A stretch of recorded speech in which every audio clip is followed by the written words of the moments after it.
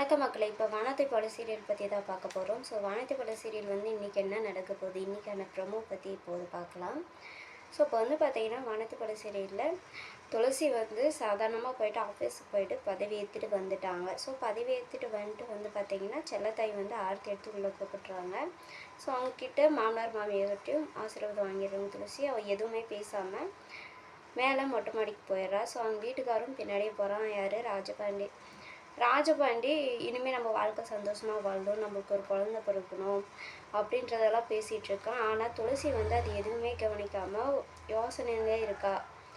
So அப்படி யோசனையே இருக்கும்போது வந்து பார்த்திங்கன்னா ராஜபாண்டி மேலே கை வைக்கும்போது திடீர்னு அதிர்ச்சியாகி எழுந்துடுறா. எதுக்காக இப்போ அதிர்ச்சி ஆகுறா? இப்போ நான் என்ன பேசுகிறேன்னு உனக்கு தெரியுதா அப்படின்னு சொல்லிட்டு ராஜபாண்டி கேட்குறான். இல்லை மாமா, ஒன்றும் இல்லை, என்ன சொன்னீங்கன்னு திருப்பி கேட்குறான். என்ன சொன்னேனா அப்படின்ற மாதிரி அவனும் கேட்குறான்.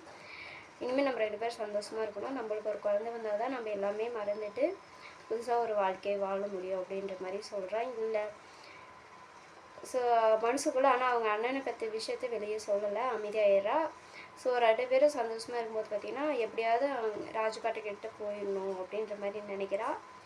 அப்போ பார்த்து வந்து பார்த்திங்கன்னா செல்லத்தாயி துளசி கூப்பிட்றா. உடனே அவங்ககிட்டேருந்து ராஜபாட்டிக்கிட்டேருந்து துளசி வெளியே போயிடுறாங்க. ராஜபாட்டி என்கிட்டேருந்து எஸ்கேப் ஆகுறேன்ற மாதிரி காமெடியே சொல்கிறாங்க. ஸோ அடுத்து வந்து என்ன நடக்க போகுதுன்னா பொன்னி அவளோட வீட்டில் வந்து பார்த்திங்கன்னா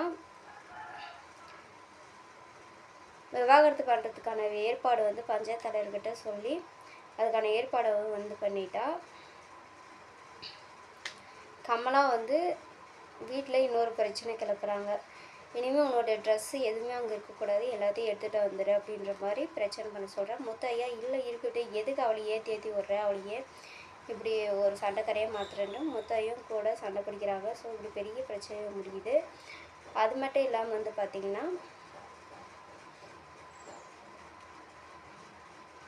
பொன்னி வந்து சென்ட்ராஸ் வீட்டுக்கு போகிறாங்க. ஸோ சென்ட்ராஸ் வீட்டுக்குள்ளே போனதுமே சென்ட்ராஸு எல்லாம் மறந்துட்டு வந்துட்டியா, இனிமேல் இங்கே இருன்ற மாதிரி பேசுகிறான். அதுக்கு நான் வாழ வரல, இங்கேருந்து நான் ட்ரெஸ் எல்லாம் எடுத்துகிட்டு போக தான் வந்தேன் அப்படின்னு சொல்லிட்டு அவளுடைய ட்ரெஸ் எல்லாம் பேக் பண்ணி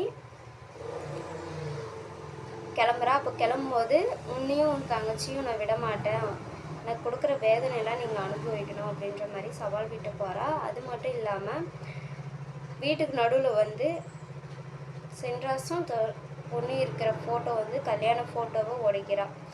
இனிமேல் இது தேவையில்லை, நம்ம 2 பேருக்குள்ளே இனி விவாகரத்து தான், நம்ம 2 பேருக்குள்ளே இனி எதுவுமே இல்லை அப்படின்னு சொல்லிட்டு ஃபோட்டோவை தூக்கி போட்டு உடைக்க போகிறான். இன்றைக்கான எபிசோடு இதுதான். ஸோ இன்றைக்கான எபிசோடு ரொம்பவே பரபரப்பாக இருக்க போகுது, ரொம்ப இன்ட்ரெஸ்டிங்காக இருக்க போகுது. தொடர்ந்து நம்ம சேனலை ஃபாலோ பண்ணுங்கள். இது போல் இன்னும் நிறைய ப்ரோமோ வரும். நன்றி.